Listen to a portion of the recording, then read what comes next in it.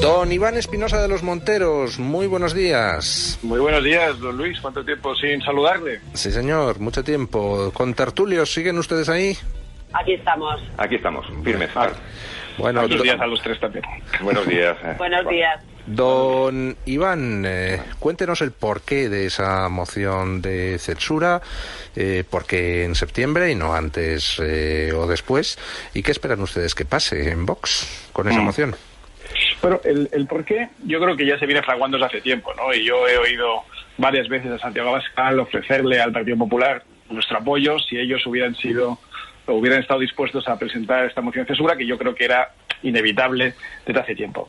Básicamente porque tenemos el peor gobierno posible en el peor momento posible también, ¿no? El gobierno de Sánchez pues es responsable de cosas muy graves. Primero ha estado corrompiendo las instituciones con un estado de excepción encubierto. Luego ha tenido la gestión más mortal, con casi 50.000 muertos, y más mentirosa del mundo. Desde el punto de vista sanitario y desde el punto de vista económico, lo estamos viendo también con la peor caída intertrimestral del Producto Interior Bruto, en este caso el 18,5%, la peor caída que se conoce en la historia de España y probablemente, me atrevo a aventurar, una de las peores en la historia de Occidente.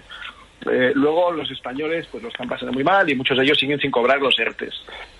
A su vez, el propio gobierno, que es responsable de todo lo que está sucediendo, señala a los españoles como responsables de los rebrotes, los posibles rebrotes, y les sigue tratando como a niños. Es decir, yo creo que estamos en una situación límite y se avecina pues un otoño muy difícil. Y cuanto más habla uno con distintos sectores de la economía española, pues más se reafirma uno en la idea, lamentablemente, de que va a ser un otoño pésimo seguro desde el punto de vista económico y probablemente pues malo desde el punto de vista sanitario. No quiero tampoco exagerar, pero no tiene buena pinta. Por lo tanto, cuanto antes saquemos este gobierno... ¿Qué les llega a ustedes desde distintos sectores? Mire, yo hablo con gente muy diversa, desde la economía, desde el sector primario, donde hablo pues mucho con gente del campo, con gente del mar, y ahí la sensación es que están abandonados a su suerte y que lo están pasando realmente muy mal. En el sector secundario ni le cuento. El mundo de la industria de la transformación pues ha aguantado lo que ha podido durante estos 4 o 5 meses, pero sensación en muchos sectores, en sectores muy sofisticados como el de la automoción y partes y componentes, que es el sector auxiliar, hasta pues sectores más sencillos que también tienen que ver con la manufactura y donde han visto pues una caída de la demanda brutal, una falta de capacidad de respuesta de la administración y una situación desastrosa. En el mundo del turismo, pues no hace falta que se lo explique, con la extraordinariamente deficiente gestión de este gobierno y su incapacidad para negociar con otros países que son claves en este momento, que es justo el momento punta del turismo, y la desaparición del turismo británico, pues las consecuencias son dramáticas. En el mundo de la restauración y hostelería, pues un poco lo mismo, es decir, no hay ningún sector, yo no he visto ninguna compañía, ninguna pyme, ningún comercio, ninguna compañía grande tampoco, con la posible excepción de Amazon y alguna así, que haya siquiera mantenido el tipo durante estos meses, ¿no? Y por tanto, pues los ERTES ha sido un parche que ha funcionado mal, pero bueno, todavía ha permitido a algunos mantener viva su actividad, pero este otoño eso va a decaer de manera tremenda. Y a partir del 1 de enero, la sensación es que con el cambio de año se van a producir cierres masivos. Por lo tanto, lo que hace falta es un cambio de gobierno cuanto antes para generar una nueva dinámica, generada por un gobierno que entienda cómo funciona la economía, que no sea un perseguidor de todo el que genera actividad económica y que tenga también un poco más de sentido común en la gestión sanitaria de una epidemia que sin duda ha azotado a todos los países, pero que, habiendo azotado a todos por igual, ha tenido una consecuencia distinta en cada uno. Y España es el país con más muertos por habitante, con más infectados, con menos tasa de recuperación, en fin, un absoluto desastre desde el punto de vista sanitario y simultáneamente un absoluto desastre desde el punto de vista económico. Por lo tanto, con toda esta realidad ciñéndose sobre nosotros, yo creo que lo único responsable es intentar precisamente pues una moción de censura que tendremos que trabajar durante estos meses de agosto y principios de septiembre para buscar la combinación, los apoyos necesarios para que salga adelante y poder cambiar este gobierno antes de que sea demasiado tarde. Y de ahí la respuesta a la pregunta de por qué en septiembre. Bueno, pues porque se tarda un poco en generar esos consensos y buscar esa manera de hacerlo, ¿no? Bueno, evidentemente las mociones de censura no necesariamente tienen por qué salir adelante para tener éxito, en el sentido de que es una manera más de desgastar a un gobierno, y efectivamente a un gobierno como este pues hay que intentar desgastarle por todos los medios posibles, pero si sale adelante mejor. Lo único que para que saliera adelante haría falta que al menos una parte del Partido Socialista le diera la espalda a Sánchez. ¿Tienen ustedes la más mínima esperanza de que algún sector del Partido Socialista, los que todavía quedan, que son normales, puedan llegar a reaccionar? Bueno, nosotros presentamos la moción para intentar ganarla, no hay ninguna duda acerca de eso, luego ya veremos si lo conseguimos o no, ¿no? Pero tiene usted razón que en el pasado las mociones de censura, pues ha habido 4 en la historia de la democracia española y 3 no han salido adelante, pero han tenido un resultado singular. Yo creo que en el año 80 el Grupo Socialista presentó una moción de censura con muchos menos diputados que nosotros, con 36, y efectivamente no la ganaron, pero aceleraron su llegada al poder en el 82. Bueno, pues no está mal. En el año 87 el Partido Popular, con los mismos diputados que tenemos nosotros hoy, con 52, también presentó una moción de censura, que tampoco salía adelante contra Felipe González, pero permitió unos años más tarde que ese mismo grupo acabara gobernando. Y ya sabemos que en el año 17 y 18 Podemos y el PSOE presentaron sendas mociones de censura. La primera no salió adelante, pero sí acabaron gobernando, como es sabido, y la segunda salió adelante y fue lo que permitió gobernar a ambos grupos. Por lo tanto, los antecedentes pues no son muy distintos a los que tenemos hoy. Y nosotros, pues sí, tenemos esperanza de poder convencer a muchos de los 350 diputados de que consiguen esta posibilidad, esta alternativa. Y parte de eso tiene que ver con cuáles son las condiciones, quiénes son los candidatos o quién es el candidato a liderarlo. Porque, claro, hay algunos partidos que han reaccionado muy deprisa, quizá un poco precipitadamente, ¿no? Alguno que tiene el gatillo fácil, pero sin meditarlo mucho. ¿Por qué? Pues porque asumen que somos como los demás partidos. Asumen que esto es una maniobra para intentar que Santiago Abascal sea el presidente de gobierno. Y puede serlo, pero no es necesariamente así. Santiago Abascal demostró el otro día una generosidad inusitada en el mundo político diciendo que él se ofrecía, pero que no tenía por qué ser él el candidato, ¿no? Entonces, imaginémonos ahora que fuéramos capaces de encontrar un candidato que fuera, a su vez, capaz de generar un cierto consenso entre la clase política, ¿no? No necesariamente un candidato de Vox, ni siquiera necesariamente un político en activo, sino alguien que tenga pues la experiencia, la sabiduría, el temple. Un candidato a presidente de gobierno independiente. ¿Por qué no? No, me parece bien. Es una cosa que no ha hecho nadie más en el pasado, pero es que Vox viene rompiendo moldes en muchos aspectos y este es uno de ellos. Santiago Abascal ha dicho que él no tiene por qué ser el candidato. Oiga, tampoco tiene por qué no serlo, ¿verdad? Podría serlo. Si no encontramos otro que quiera hacerlo, pues Santiago, que tiene un enorme sentido de responsabilidad, está dispuesto a encabezarlo, pero no tiene por qué ser él. Esta es una gran diferencia respecto a lo que se ha presentado en el pasado. Oiga, pues si encontramos un candidato que no necesariamente sea, como digo, un político de los de hoy, que puede ser pues una figura independiente o pues un expolítico incluso de otro partido, como es natural, y se logra generar pues una alternativa que genere cierto consenso, que genere cierta ilusión, que genere cierta confianza, pues estoy seguro de que hay muchos diputados socialistas que no están satisfechos con el gobierno encabezado por Pedro Sánchez y flanqueado por Bildu, por Podemos, por los comunistas, por todos los enemigos de España reunidos, ¿no? Tiene que haber socialistas que no estén de acuerdo con eso. Tiene que haberlos también en algún otro partido, no solo en el Grupo Socialista. Por tanto, estos rechazos tan frontales y tan precipitados de ciertos partidos, pues quizá convenga pensar un poco más, ir trabajando en una manera de construir consensos y no disparar tan rápidamente y sobre todo no ponerse en medio del disparo, porque había algún partido que esto recordaba un poco a esas comedias, ¿no? Donde el sheriff está disparando al maleante y de repente viene uno por detrás y se pone delante. Oiga, que me está usted disparando a mí. No, mire, yo estoy disparando al malvado. Si usted se pone en medio, ¿qué le vamos a hacer? Póngase usted conmigo y disparamos juntos, ¿no? Pero hay alguno que le gusta ponerse en medio en todas las fotos y está contribuyendo a intentar generar las sensaciones equivocadas, ¿no? Nosotros seguimos trabajando en la esperanza de encontrar un consenso suficiente para acabar con este gobierno, pero por el bien de España, porque como digo, es el peor gobierno posible en el peor momento posible. Pues cedo los trastos de preguntar a nuestros contertulios. Doña María, ¿tiene usted alguna pregunta para don Iván? Mire, a mí me gustaría preguntarle dos cosas. La primera, ¿qué contestaría a aquellos que acusan a Vox de presentar esta moción de censura para acabar reforzando el mandato de Sánchez y darle oxígeno en ese gobierno Frankenstein que reedita cuando llega Moncloa después de las últimas elecciones, porque es tradicionalmente sabido que la izquierda cierra filas contra todo aquello que pueda ser una alternativa que no sean ellos mismos? Y en segundo lugar, entiendo entonces que la propuesta de Vox, al hilo de lo que nos ha explicado, es convocar o proponer esa moción de censura para plantear un candidato independiente, llegado el caso, o un candidato de consenso, pero no para convocar elecciones si realmente sale adelante esa moción de censura.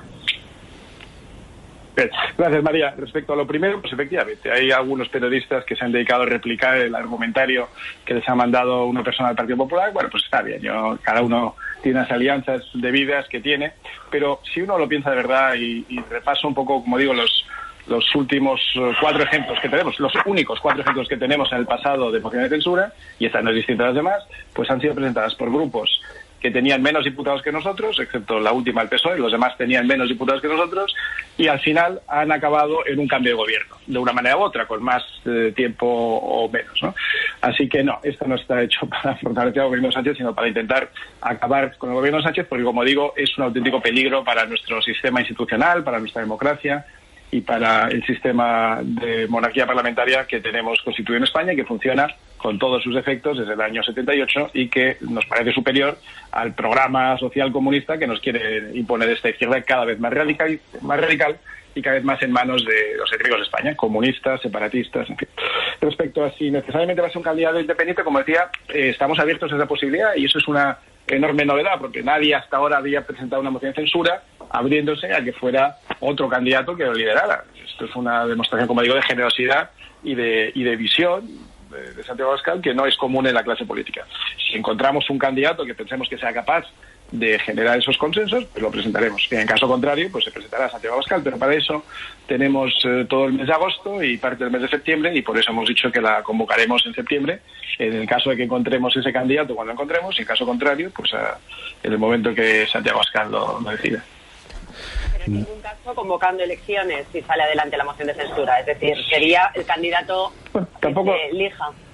Tampoco se ha establecido eso de manera necesariamente así. Podría ser, en su momento, cuando empezamos a hablar de esto hace unos meses y se lo empezamos a proponer en abierto a otros partidos que han declinado ejercer esta labor de oposición para que ha venido Vox, pues se les dijo, oiga, pues mire, busquemos un equipo que sea capaz de sacar esto adelante y reparar el daño causado, pues digamos, durante 6 meses y a continuación, sí, generar unas elecciones. ¿Por qué no?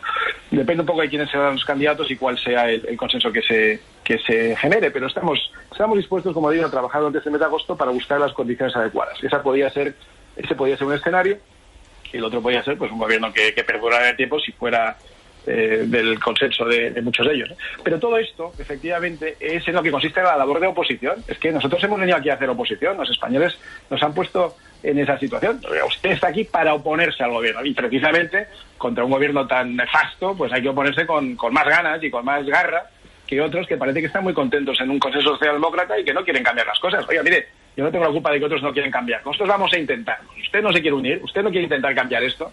Pues oiga, usted tendrá que explicárselo a sus electores. Nosotros vamos a seguir trabajando pese a todo para intentar conseguirlo. Lo que sí creo es que hay partidos donde las cosas pues quizá no las tienen tan claras, porque ha habido alguno que ha sido el que ha disparado rápido, pero un gatillo rápido pues a veces acaba en gatillazo, ¿no? Porque hay otros dentro del mismo partido pues que no han dicho nada en contra. Entonces, bueno, nosotros trabajaremos este verano para intentar generar ese consenso sin hacer mucho caso de las voces que siempre les parece todo mal, que no hacen nada y le parece mal que los otros hagan algo, ¿no? Es decir, yo no hago oposición, pero a mí me parece mal que usted lo haga. Yo, mire, nosotros vamos a intentar acabar con este gobierno por el bien de España y vamos a intentar que ustedes se unan a nosotros. Y si no quieren, pues no se les puede forzar, desde luego, pero lo vamos a intentar.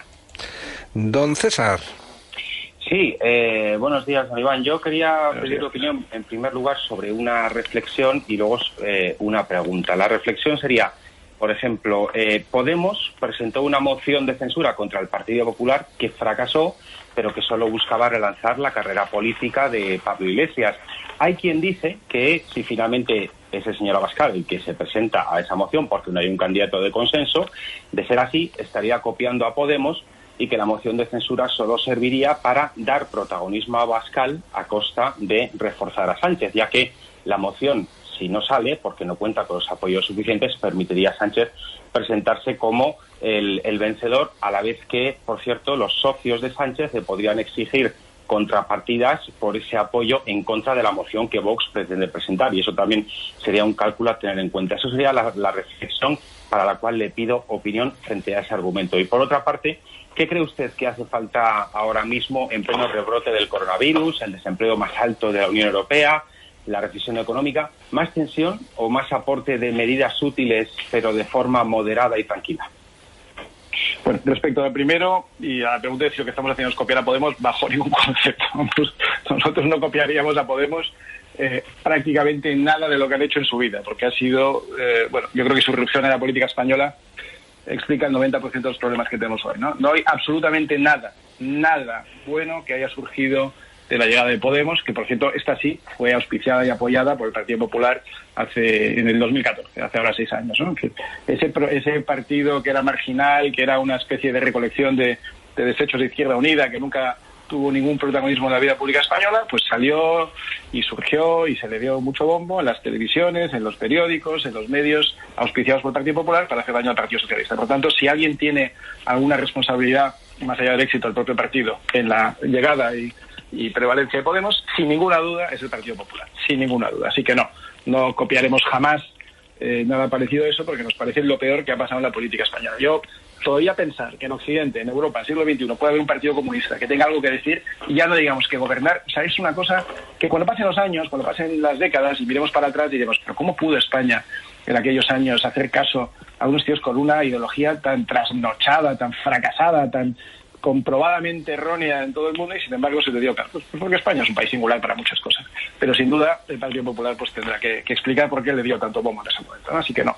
Y respecto a las contrapartidas, a los socios que pueda obtener el Partido Socialista para obtener este apoyo, pues tampoco es nada nuevo. Si se pasan el día tomando o gestionando las concesiones que se hace a Bildu, que se hace a los separatistas de todas partes, pues todos los días hace eso. Y cada concesión que hace, pues yo creo que es un paso más en en la defenestración de un Partido Socialista que ya es irreconocible para sus propios votantes, ¿no? Por tanto, no. Pero yo insisto mucho, a mí me resulta gracioso que ahora nos pregunten a nosotros que por qué hacemos una moción de censura abocada al fracaso con 52 diputados cuando todos los demás grupos que han hecho mociones de censura en el pasado las han hecho con menos diputados que nosotros, excepto la última, el PSOE.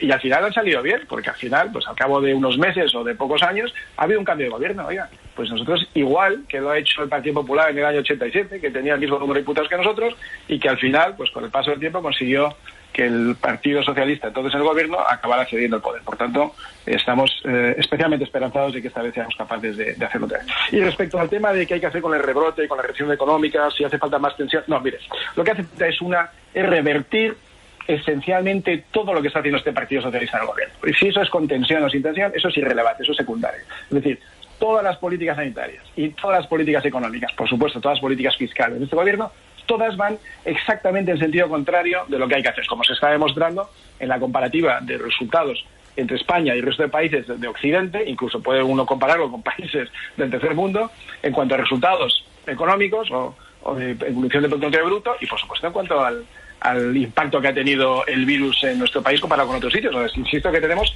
el mayor número de muertos por habitante o per cápita del mundo, y tenemos la mayor tasa de sanitarios infectados, y tenemos la mayor tasa de mayores desatendidos. Es decir, todas las estadísticas que miremos, sean sanitarias o sean económicas, son las peores del mundo, y por tanto, oiga, yo quiero revertir eso. No, es que eso genera tensión. Pues mire, a mí la tensión me la genera los 50.000 muertos. A mí la tensión me la genera la caída del Producto Interior Bruto del 18,5%. A mí la tensión me la genera que la gente esté en la calle sin cobrar los ERTEs. A mí la tensión me la genera el otoño caliente que viene. Y lo mal que lo van a pasar los españoles. Entonces, si esto se revierte con un poco de tensión política o sin ella, me parece irrelevante. Lo importante es cambiar las políticas fracasadas que nos están llevando al peor momento de nuestra historia, desde la guerra civil, y eso podrá ser con más tensión, con menos tensión, con sonrisas, con lo que sea, pero lo importante es revertir esa tendencia. Y por tanto, hay que acabar con este gobierno que es un absoluto desastre. Don Javier. Un saludo, Iván. Hola, Javier, buenos días. Bueno, a mí la cuestión aritmética es de una moción de censura, pues como bien explica usted, pues es una cuestión a tener en cuenta, pero no es la única cuestión. Entonces, yo simplemente creo que lo importante de una moción, sobre todo, es los contenidos, es decir, cómo se va a centrar esa moción, cuáles son los contenidos y cuáles son las propuestas.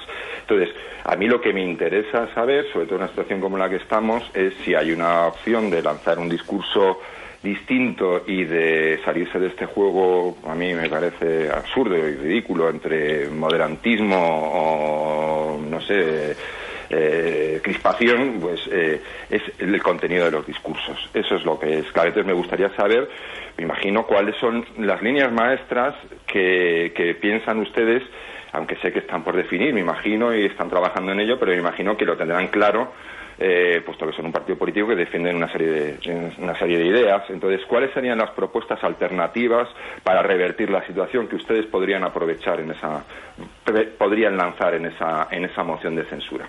Pues mire, respecto a la parte sanitaria, las que hemos estado lanzando, lideradas por el doctor Stigman, desde el principio, pues por ejemplo, una gestión sanitaria única. Fíjese qué cosa tan revolucionaria. ¿Por qué? Porque hemos visto que en el pico de la pandemia, que es la última semana de marzo, resulta que en la Comunidad de Madrid, por poner un ejemplo, pues están las UCI saturadas, gente muriendo por no tener atención médica porque no podía entrar, porque estaba, y en cambio las provincias limítrofes de la comunidad, pues camas en todos los hospitales disponibles que no han sido aprovechadas porque es otro sistema sanitario. Cuando estamos viendo que en Europa los enfermos o los contagiados se pasaban de un país a otro, porque se apoyaban mutuamente. Oiga, en esta región francesa hay un exceso de infectados, y en cambio en esta otra región alemana, que es vecina, hay suficientes camas. Oiga, tráiganoslo y luego ya haremos cuentas. Oiga, pues si eso se está haciendo entre países distintos, ¿cómo no somos capaces de repartir en la propia sanidad española entre provincias distintas? Porque fíjese, para curar no podemos movilizar a la gente de una provincia a otra, pero cuando se mueren, eso sí, los podíamos llevar de Madrid a Huelva para que los incineraran, porque tampoco las incineradoras en Madrid daban para más. O sea que para morirse sí, le trasladamos de una comunidad a otra, para curarle no le podemos trasladar a una comunidad. Oye, mire, pues lo primero que tendremos que hacer es tener, frente a una pandemia que está afectando al conjunto de la nación, es verdad que con más incidencia en unas comunidades que en otras, pues habrá que dar una respuesta unificada en el conjunto de la nación, con más camas en unas comunidades que en otras. Y, oye, aquí es que me faltan camas en Madrid, pues váyase usted a Ávila, o váyase usted a Toledo, o váyase usted a Guadalajara, o lo que sea. Y lo mismo en Barcelona, y lo mismo en aquellos puntos que estén saturados. Por lo tanto, una respuesta unificada. Segundo, empezar a tratar a los españoles como adultos y explicarles cuáles son las consecuencias del virus, y no tenerles encerrados como única medida preventiva para que el gobierno no tenga que gestionar la sanidad. Mire, sí, el encierro puede ser imprescindible en el pico de la pandemia, pero ¿de verdad era necesario parar la economía durante todos estos meses? Pues yo creo que no. Tercero, en materia económica, todo lo contrario que está haciendo este gobierno, que es lo que estamos haciendo. Estamos subiendo los impuestos, atacando la industria, vuelvo al ejemplo del automóvil. Mire, España es el primer fabricante de Europa de automóviles diésel. Se dice pronto, ¿eh? El primer fabricante de Europa de automóviles diésel. Cuando uno tiene fábricas de automóvil, además tiene una industria auxiliar en el perímetro, que es la de partes, la de componentes, tiene una industria de servicios auxiliar también que le presta servicios. Pues mire, un gobierno que se dedica a atacar al diésel cuando somos el primer fabricante del mundo del diésel, pues no tiene mucho sentido. Un gobierno que está decidiendo poner cada vez más restricciones por el lado del medio ambiente, o por el lado del género, o por el lado de tonterías que nada tienen que ver con la producción industrial, lo que hacen es generar un clima completamente contrario y refractario a la inversión en España. Y yo ya estoy cansado de ver a gente española, internacional, que dice, mire, yo mientras este gobierno en España, yo no voy a invertir un duro, ni un euro. ¿Por qué no? Porque generan un clima de desconfianza entre la comunidad inversora, que es absolutamente el inverso que hace falta, pues con una legislación laboral que también quieren empeorar. Es decir, está todo hecho al revés, está todo pensado para que nadie quiera producir ni generar un puesto de trabajo en España. Pues ¿cuáles son las políticas? Pues las inversas: bajar impuestos, simplificar normativa, ser acogedor de todos aquellos que quieren venir a invertir, generar un clima de optimismo y de estabilidad para que los inversores se sientan atraídos, reducir o posponer las cotizaciones de la seguridad social en aquellos que hagan un esfuerzo por mantener el empleo. En fin, las políticas normales que han tenido éxito en todo Occidente y que son las que nos han traído hasta aquí, y que son las inversas las que se ha tomado este gobierno. Son políticas de sentido común las que venimos defendiendo desde que estamos en política, en definitiva. Pues don Iván, muchísimas gracias por habernos atendido, y estaremos atentos al desarrollo de esas negociaciones de cara a la moción de censura. Un abrazo. Muchísimas gracias, don Luis, a María, a César y a Javier, y a todos los oyentes.